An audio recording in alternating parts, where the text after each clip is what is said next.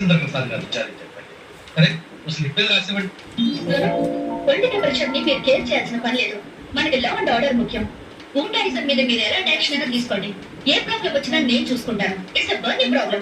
You should do something about this. Madam, Suryapatnam నుంచి మీకోసం ఎవరో రైతులు వచ్చారు. మీకేదో పిటిషన్ ఇవ్వాలట. వాళ్ళని వెయిట్ చేయమని చెప్పు. నేను తర్వాత మాట్లాడతాను. అలాగే మేడం.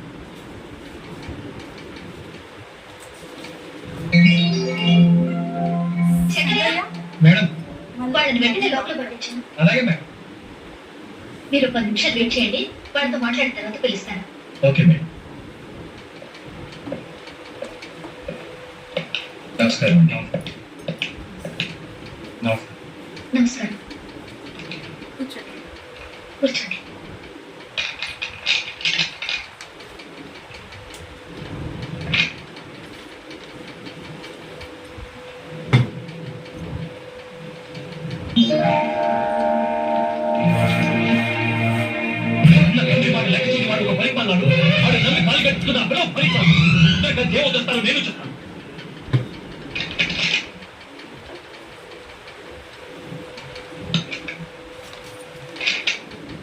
మీ మండలానికి సాగర్ డ్యామ్ నుంచి నీళ్లు వదలమని పిటిషన్ ఇచ్చారు.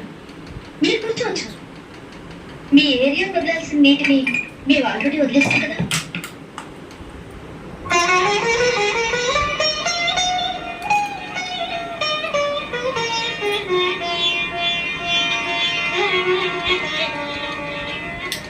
మీ కాలంలో సంవత్సరానికి 5 నెలలు నీటి వదలాలి.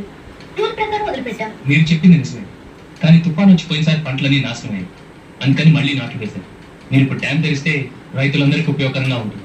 నిజమే, కానీ రూల్స్ వ్యతిరేకంగా మీ ఒక్క మండలానికి మాత్రమే నీళ్లు వదిలిపెట్టడం కుదరదు కదా. మండలం ఒకటే కాదంటున్నాడు, కానీ ఆ మండలంలో 126 గ్రామాలు ఉన్నాయి.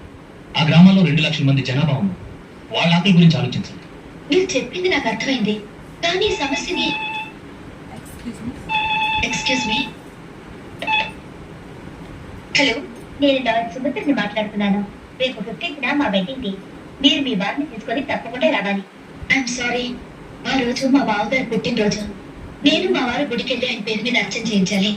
నాకు రావడం కుదరదు. మా అబ్బాయా? Is very fine.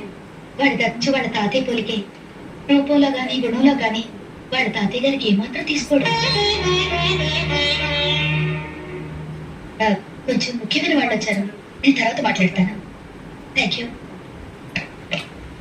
మీ విషయం గురించి డివిజనల్ ఇంజనీర్ తోను మినిస్టర్ గారితోనూ కన్సల్ట్ చేస్తాను.